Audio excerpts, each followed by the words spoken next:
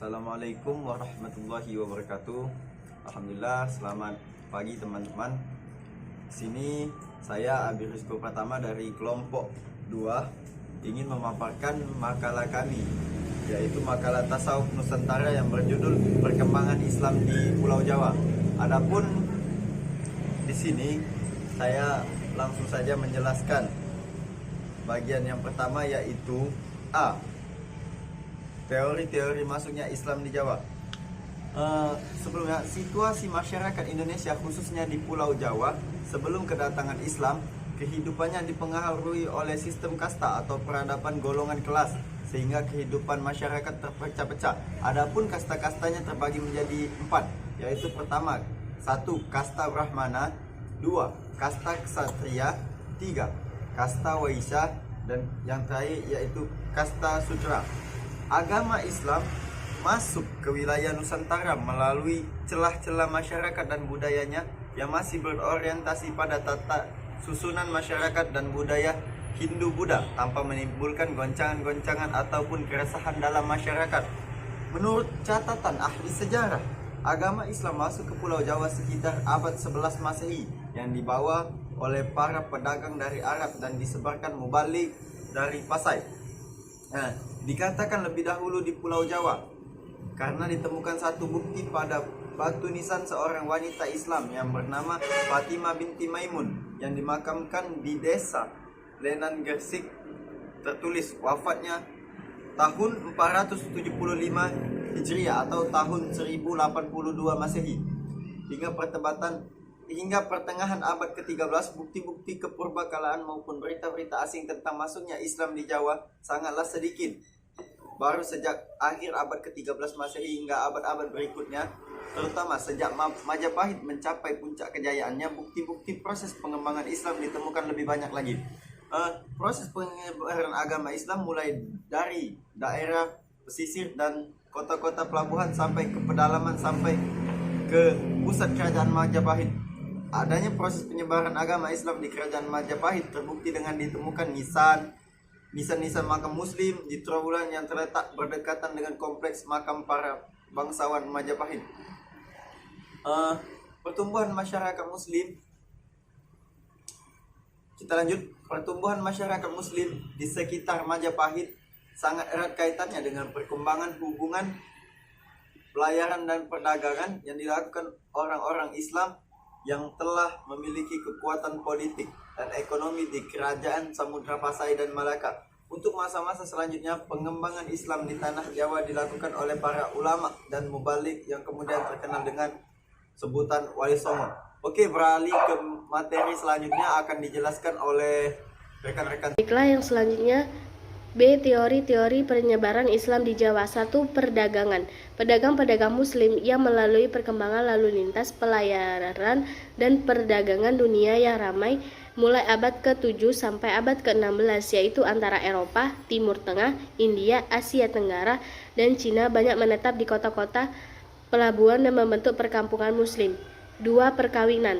Para pedagang yang sudah menetap itu, kedudukan ekonomi dan sosialnya semakin baik. Ia menjadi kaya dan terhormat, tetapi keluarganya tidak dibawa, serta para pedagang itu kemudian mengawini gadis-gadis setempat dengan syarat mereka harus masuk Islam. 3. Ajaran tasawuf. Tasawuf adalah ajaran ketuhanan yang telah bercampur dengan mistik dan hal-hal yang magis. Karena itu, para ahli tasawuf ini biasanya mahir dalam soal magis dan mempunyai kekuatan menyembuhkan. Kedatangan ahli-ahli tasawuf ke Indonesia diperkirakan sejak abad ke-13, yaitu masa perkembangan dan penyebaran ahli tasawuf dari Persia dan India yang sudah beragama Islam. 4. Pendidikan.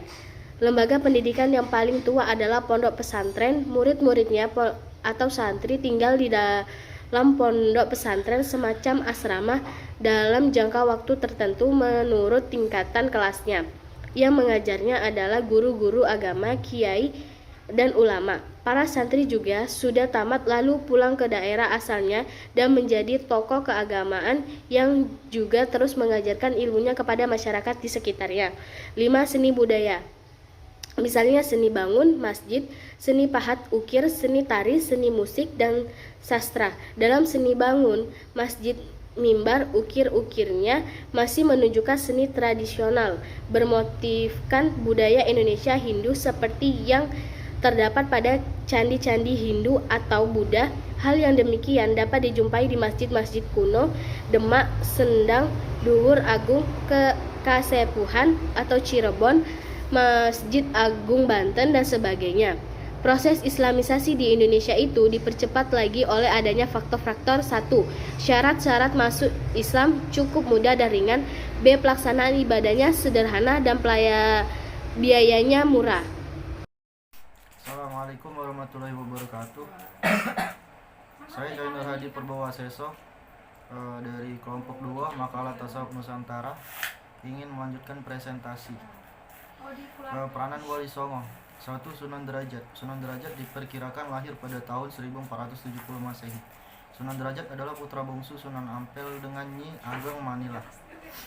Orang tua Sunan Derajat dari jalur ayah bernama Raden Rahmat yang terkenal dengan Sunan Ampel, salah seorang wali songo yang memiliki wilayah dakwah di daerah Ampel Denta, Surabaya. Secara umum ajaran Sunan Derajat dikenal dengan istilah Pepali Pitu atau 7 dasar ajaran yang mencakup 7 falsafah yang dijadikan pijakan dalam kehidupan. Dalam memahami kembali konsep ajaran tersebut, maka digunakan sebuah eksplanasi sejarah. Proses pemaknaan nilai ajaran tersebut menggunakan sudut pandang humanisme religius. Yang kedua, Sunan Giri. Ia memiliki nama kecil Raden Paku atau Muhammad Ainul Yakin. Sunan Giri lahir di Blambangan atau Gini, Banyuwangi pada tahun 1442 Masehi.